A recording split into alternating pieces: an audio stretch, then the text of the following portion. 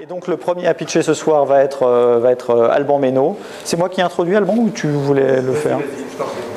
Donc Alban Meynaud, qui est donc un Français, qui vit actuellement dans le Maine, à Portland, qui est à l'origine un réalisateur, on dit, de vidéos, producteur de vidéos, notamment de documentaires, et puis qui a actuellement un projet qui est basé un peu sur la vidéo, mais il va nous expliquer exactement ce qu'il fait. J'ai commencé à travailler en fait sur un projet autour du temps et de l'image, il y a un peu plus de 4 ans, quand je me suis rendu compte qu'on pouvait travailler et qu'on pouvait utiliser en fait les nouvelles technologies, l'imagerie guidée, avec des caméras de très très haute définition pour presque reconstituer l'imagerie réelle.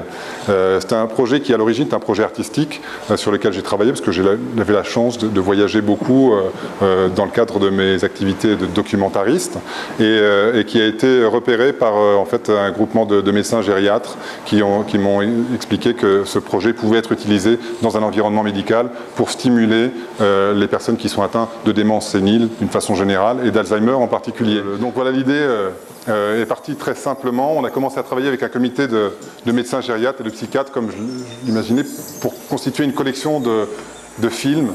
Je les appelle Dream Scenes, des tableaux vivants en fait, qui durent chacun 3 minutes.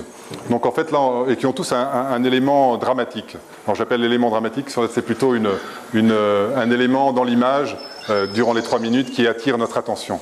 On s'est rendu compte que 3 minutes, c'était à peu près la durée durant laquelle les patients atteints de la maladie d'Alzheimer pouvaient justement se concentrer.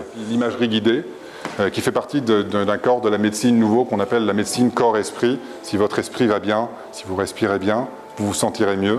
Ce qui est vrai pour eux est vrai pour nous, ce qui est vrai pour nous est vrai pour eux. À plus forte séance, ce sont des gens qui ont besoin justement de s'ouvrir l'esprit.